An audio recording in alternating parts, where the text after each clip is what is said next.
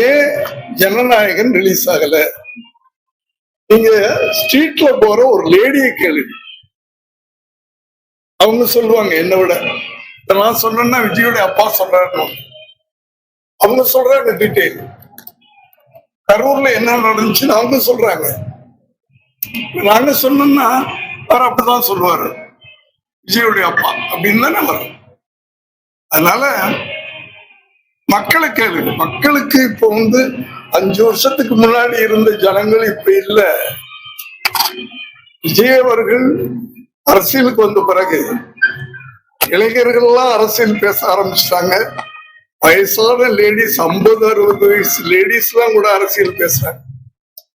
நீ கொடுப்பா, 3000 கொடுக்குறியா, 5000 கொடு, வாங்கிடுவோம், ஆனா ஓட்டு அங்கேதான் போடுவோன்றாங்க.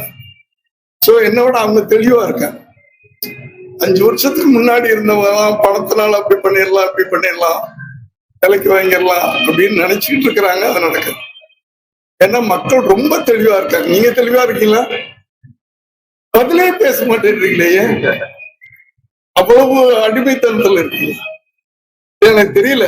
நீங்க ஒரு மீடியா பீப்புள், ஏன் மயக்கம் பிடிச்சி நீட்டிட்டு இருக்கீங்களே தவிர, ஒரு கேள்வி, உங்களுக்கு நீங்க நினைச்சத சொல்றதுக்கு சுதந்திரம் இருக்கா? சொல்லுங்கப்பா, நான் உங்களை கேக்குறேன். நீங்க நினைச்சத மீடியால சொல்றதுக்கு உங்ககிட்ட சுதந்திரம் இருக்கா?